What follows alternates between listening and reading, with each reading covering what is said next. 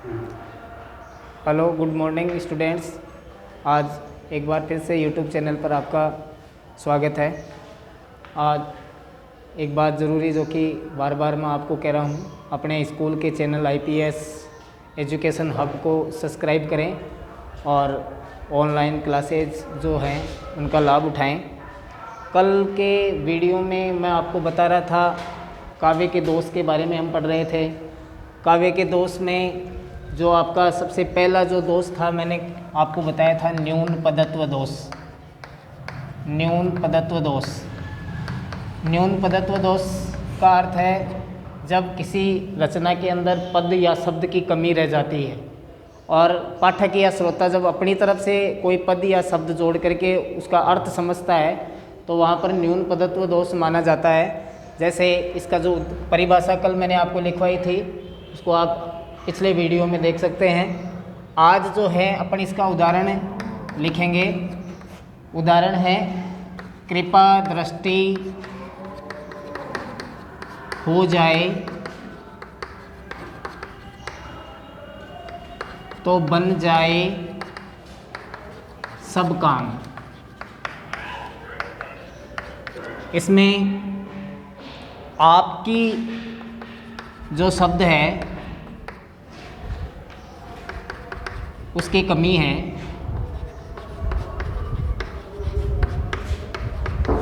और पाठक और श्रोता अपनी तरफ से जब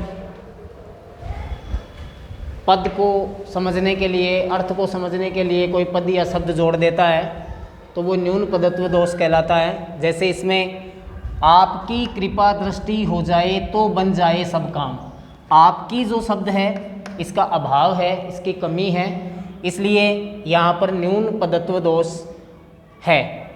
और भी कई इसके उदाहरण हैं, लेकिन आप विशेष तौर से ऐसे जो याद होने वाले उदाहरण हैं उनको अपनी होमवर्क की कॉपी में लिखें और याद कर सकते हैं। अगला जो दोष है काव्य का वो है अधिक पदत्व दोष। जैसे न्यून पदत्व होता है वैसे ही अधिक पदत्व दोष होता है। दूसरा, अधिक पदत्व दोष, जब किसी भी वाक्य रचना के अंदर कवि ऐसे शब्दों का प्रयोग कर देता है जिनको हटा देने से भी काव्यांश ग्रहण करने में, उसका अर्थ ग्रहण करने में कोई बाधा नहीं होती है, वहाँ अधिक पदत्व दोष होता है। अर्थात किसी काव्य रचना में कवि कई बार इस प्रकार के शब्दों का प्रयोग कर देता है जिसका अर्थ हटा देने से या उस शब्द को हटा देने से कोई फर्क नहीं पड़ता। जैसे उदाहरण है पुष्प पराग से। सबसे पहले इसकी परिभाषा, जब कवि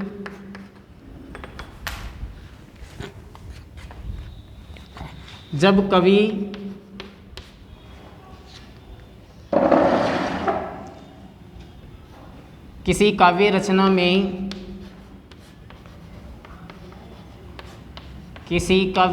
में ऐसे शब्दों का प्रयोग करता है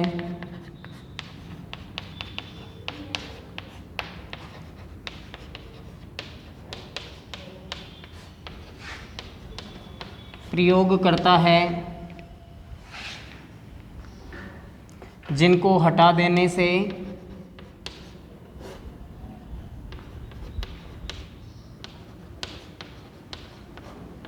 देने पर भी काव्यार्थ ग्रहण करने में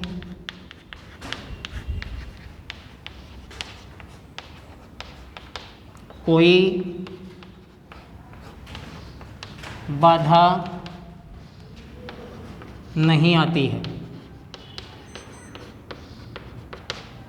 जब कवि किसी काव्य रचना में ऐसे शब्दों का प्रयोग करता है जिनको हटा देने पर भी काव्यार्थ का अर्थ ग्रहण करने में या काव्यार्थ ग्रहण करने में कोई बाधा नहीं आती, ऐसे में वहाँ पर अधिक पदत्व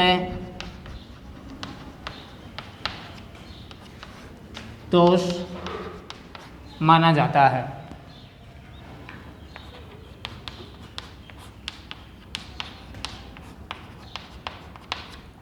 तो इस प्रकार से ये आपका अधिक पदत्व दोष जिसकी परिभाषा है।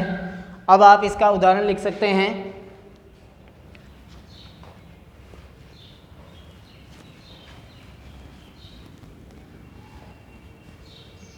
अधिक पदत्व दोष की जो परिभाषा है वो आप लिख चुके हैं। अब इसके बाद में इसका उदाहरण है पुष्प पराग से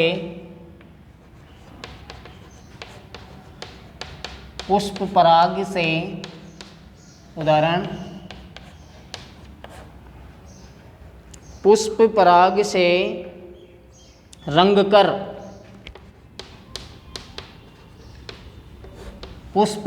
से रंग कर भ्रमर गुंजारता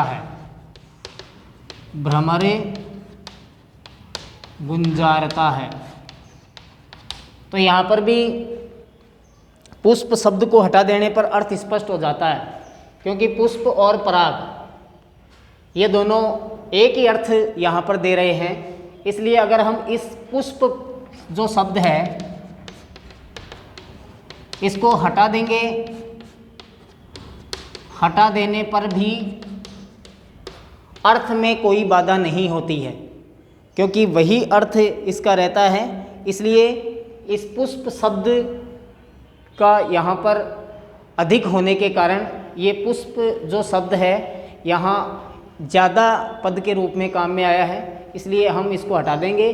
तो हटाने पर यहाँ पर वही अर्थ उसका निकलता है कि फूलों के ऊपर भंवरा जो है वो गुंजार करता है। तो इस प्रकार से पुष्प और पराग दोनों एक ही हैं।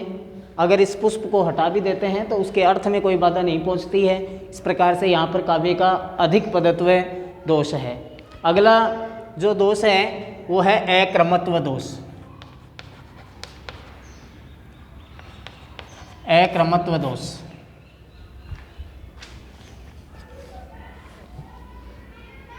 अक्रमत्व दोष जो है उसकी परिभाषा आप लोग लिखेंगे। अक्रमत्व का मतलब होता है जब कोई भी शब्द रचना के अंदर कर्म से न होकर के इधर उधर होते हैं, सही कर्म से लिखे हुए नहीं होते हैं, तो वहाँ पर अक्रमत्व दोष हो जाता है। जब वाक्य में शब्दों का कर्म जो है वो ठीक नहीं रहता है, और ये दोष व्याकरण की दृष्टि से होता है, जैसे विभक्ति चिन्ह, अव्यय, उपसर्ग आदि जो कर्म भंग होते हैं, कर्म भंग होने के कारण से काव्य में ये दोष देखा जाता है। जैसे जब वाक्य में शब्दों का कर्म, इसकी परिभाषा है, जब वाक्य में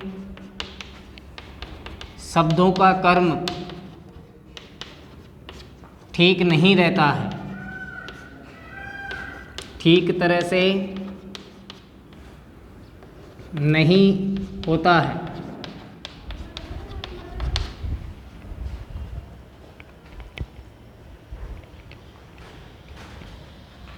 तो वहाँ काव्य का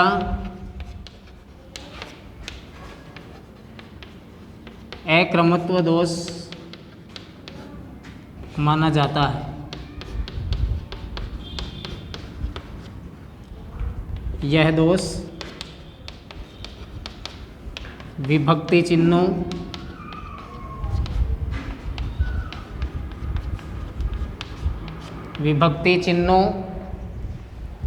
अव्यय, उपसर्ग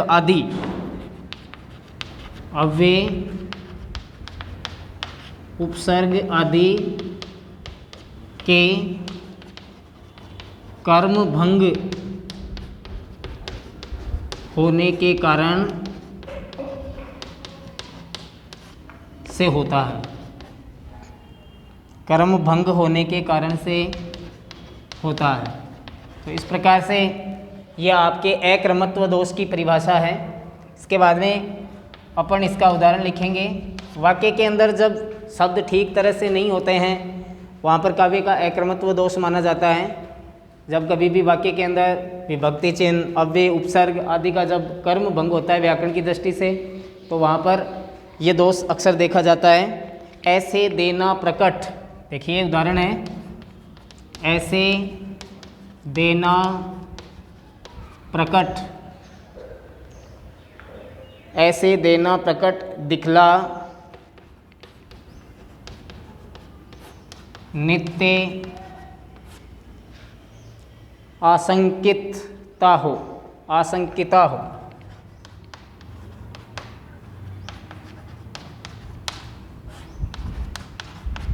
ये आपका उदाहरण है अक्रमत्व दोष का। इसके अंदर देना शब्द दिखला शब्द के बाद आना चाहिए।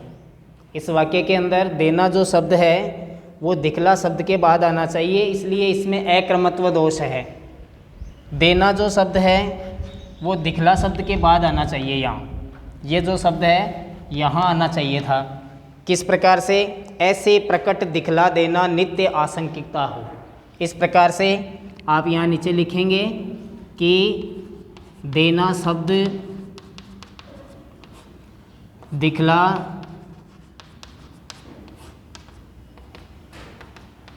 शब्द के बाद होना चाहिए था। तो इस प्रकार से यहाँ पर काव्य का अक्रमत्व दोष माना जाता है। अब है अगला पुनरुक्त दोष।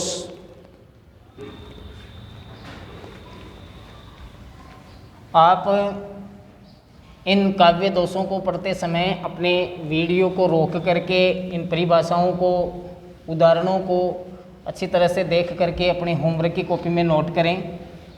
एक बात और जो कि आपके लिए ज़रूरी है, आप ऑनलाइन क्लासों में थोड़ा सीरियस होकर के, गंभीर होकर के और आने वाले समय का सामना करते हुए अपनी क्लास की महत्वपूर्ण पढ़ाई को ध्यान में रखते हुए आप ऑनलाइन क्लासों का लाभ उठाएं। इस प्रकार से आप अच्छी तरह से तैयारी रखें और अपनी होमवर्क की कॉपी में काम करना नहीं भूलें, ताकि आगे जब भी ऑफलाइन क्लास हो तो आपके पढ़ाई में कोई बाधा नहीं पहुँचे। इस प्रकार अगला जो दोष है पुनरुक्त दोष। पुनरुक्त दोष, पुनरुक्त दोष जो है, यहाँ पर पुनरुक्त दोष का मतलब है कि जहाँ एक ही अर्थ वाले शब्दों को पुनः अनावश्यक रूप से प्रयोग किया जाता है वहाँ पुनरुक्त दोष होता है। अर्थात एक ही शब्द की बार बार आवृत्ति और उनका अर्थ भी एक ही होता है। तो एक ही अर्थ वाले शब्दों को दोबारा से हल करने के लिए यहाँ पर पुनरुक्त दोष देखा जाता है। और इसकी परिभाषा आप लिखेंगे, जहाँ एक ही अर्थ वाले, जहाँ एक ही अर्थ वाले शब्दों को पुनः अनावश्यक रूप से, पुनः अनावश्यक रूप से काव्य में प्रयोग किया जाता है,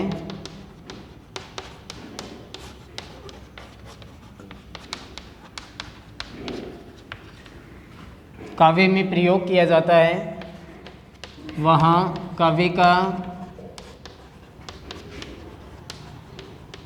पुनरुक्त दोष माना जाता है। इस प्रकार से एक ही अर्थ वाले शब्दों को बार बार काव्य में रखना, जिनका अर्थ सेम होता है, एक ही अर्थ होता है, दोनों का अर्थ एक जैसा ही होता है, तो वहाँ पर ये पुनरुक्त दोष है। जैसे कोमल वचन सभी को भाते, कोमल उदाहरण है, कोमल वचन सभी को भाते, कोमल वचन सभी को भाते, अच्छे लगते मधुर वचन, अच्छे लगते मधुर वचन। तो यहाँ पर कोमल वचन, मधुर वचन ये एक ही अर्थ वाले शब्द हैं और इस प्रकार से यहाँ एक ही अर्थ वाले शब्दों की पुनरावृत्ति हुई है। इसलिए पुनरुक्त दोष है। एक ही अर्थ वाले शब्दों को जब बार बार लिखा जाता है तो पुनरुक्त दोष होता है। तो ये आपके काव्य का पुनरुक्त दोष होगा। यहाँ पर भाते और अच्छे लगते दोनों एक ही चीज़ हैं, चाहे ये अच्छे लगते देख लो या ये भाते शब्द जो है, अच्छे लगते जो शब्द है, ये दोनों का एक ही अर्थ है। कोमल वचन सभी को भाते या अच्छे लगते मधुर वचन, तो ये भाते और अच्छे लगते जो शब्द हैं एक ही अर्थ है इन दोनों का। तो पुनरुक्त दोष होगा, क्योंकि एक ही अर्थ वाले जब दो शब्द काव्य में प्रयुक्त होते हैं तो वहाँ पर काव्य का पुनरुक्त दोष माना जाता है। अब है आपका अर्थ दोष तीसरे नंबर का। पहला अपन ने जो पढ़ा था वो वाक्य दोष, और उसके बाद में दूसरा जो अपन ने पढ़ा था शब्द दोष, दूसरा वाक्य दोष, और आज तीसरा हम पढ़ेंगे अर्थ दोष। सबसे पहले आप लोग अर्थ दोष की परिभाषा लिखेंगे और परिभाषा को याद करेंगे। काव्य के अंदर वाक्य शब्द के अलावा अर्थ में भी दोष देखा जाता है, और इस अर्थ दोष में होता है क्या है कि जब काव्य का अर्थ ग्रहण करने में किसी प्रकार की बाधा आती है, काव्य का अर्थ ग्रहण करने में किसी प्रकार की बाधा पहुंचती है, तो वहाँ पर अर्थ दोष माना जाता है। और अर्थ दोष में सबसे पहला जो दोष है वो है दुष्क्रमत्व दोष। सबसे पहले आप लिखें अर्थ दोष की परिभाषा। जब काव्य में अर्थ ग्रहण करने में बाधा आती है तो वहाँ पर अर्थ दोष होता है, वहाँ अर्थ दोष होता है। सबसे पहले अर्थ दोष में दुष्क्रमत्व दोष,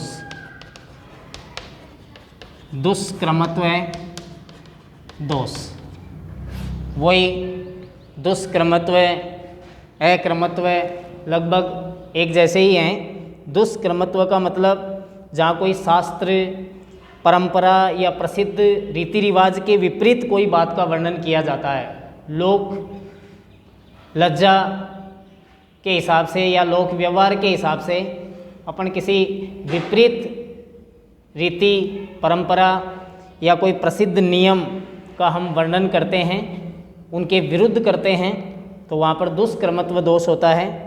जैसे मारुत नंदन मारुत को, उदाहरण लिखने से पहले आप इसकी परिभाषा लिखें। जब किसी काव्य रचना में, जब किसी काव्य रचना में प्रसिद्ध,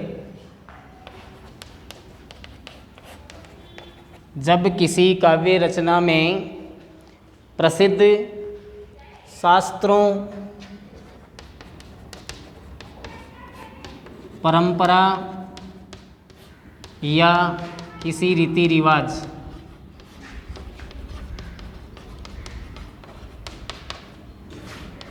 के विपरीत, रीति रिवाज के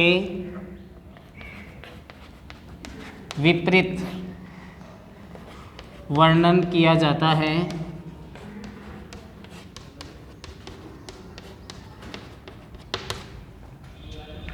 तो वहाँ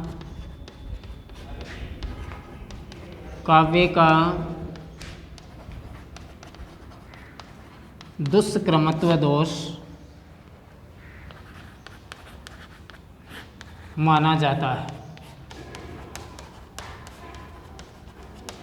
अर्थात जो बात जैसी है वैसी न होकर के उसके विपरीत किसी बात का वर्णन किया जाता है, तो वहाँ पर ये काव्य का दुष्क्रमत्व दोष माना जाता है। जैसे इसका उदाहरण है मारुत नंदन मारुत को, मारुत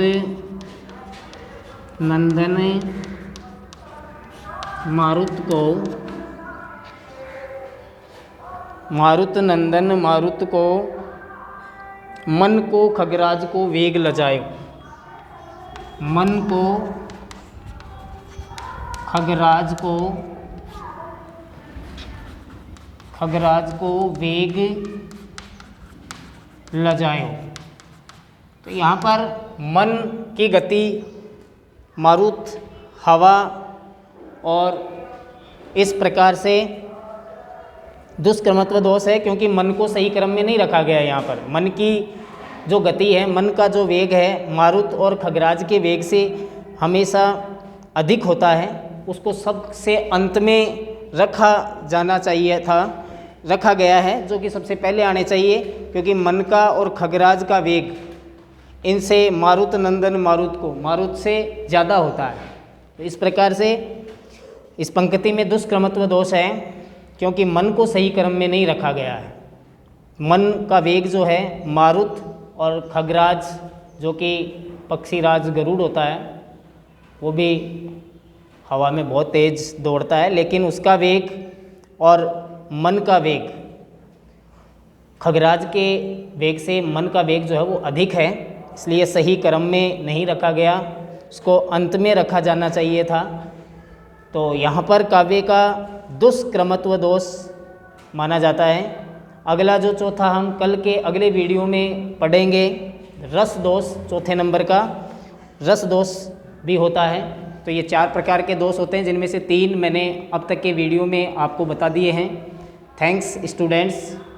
इस जो है बहुत ही बड़ी संसार के अंदर जो महामारी फैली हुई है, इसका सामना करते हुए, घर में रहते हुए, सुरक्षित रहते हुए पढ़ाई करें। सारे बच्चे ऑनलाइन क्लासों का लाभ उठाएं।